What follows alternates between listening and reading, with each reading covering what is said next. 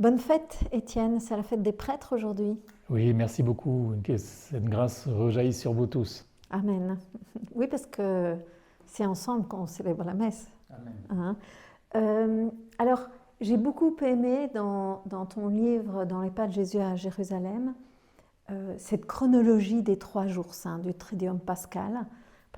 Tu peux nous repréciser un peu cette chronologie de ces 3 jours saints dans laquelle on entre pour qu'on puisse vraiment accompagner Jésus?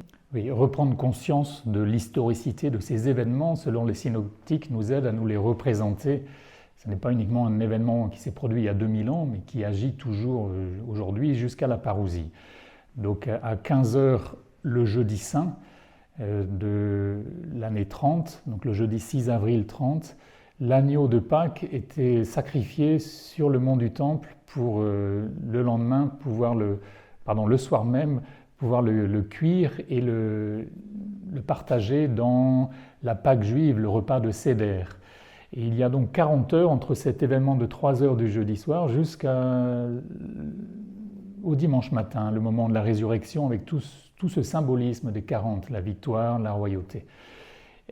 Vers 6h30, à la tombée de la nuit, commence toujours aujourd'hui chez les Juifs, le soir de Pâques, le repas qu'on appelle le Seder, c'est-à-dire l'ordre des prières. On fait mémoire de la libération de l'esclavage.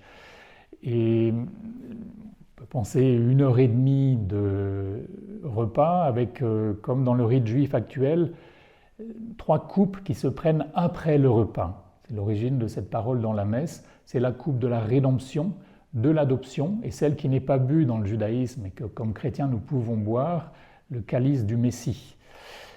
Jésus descend ensuite à peu près une demi-heure à pied depuis le mont Sion, la partie haute de Jérusalem, jusqu'au jardin des Oliviers, comme d'habitude, dit le texte. Et là, il passe 1 heure en agonie, donc de 8h30 à 9h30 du soir. Judas arrive avec une troupe de garde du temple pour le trahir et l'arrêter.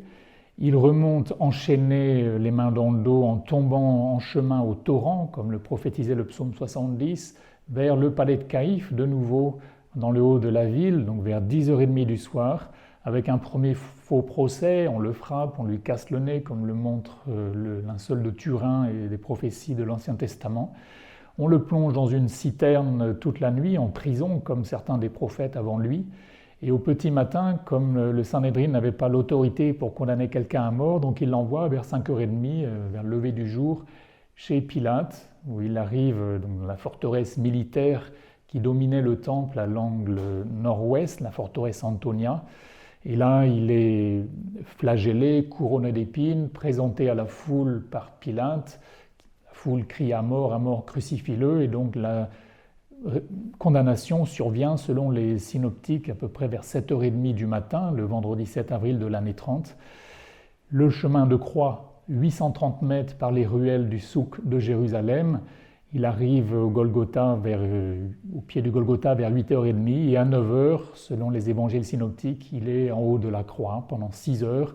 À midi se passe l'événement des ténèbres sur la terre. Notre Seigneur meurt à 3 heures de l'après-midi. Son cœur est transpercé vers la 10e heure, 4 heures de l'après-midi. Il est mis au tombeau à la 11e heure, avec tout ce que cela évoque dans l'Ancien Testament et dans le judaïsme.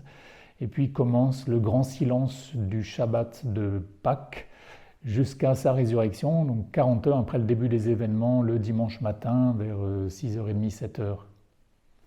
Merci. Alors gardons bien dans le cœur toute cette chronologie pour pouvoir la suivre, pour pouvoir contempler Jésus de façon très concrète, avec tout cet horaire-là que tu nous as donné, et pour pouvoir entrer avec lui, le contempler, et puis recevoir son salut.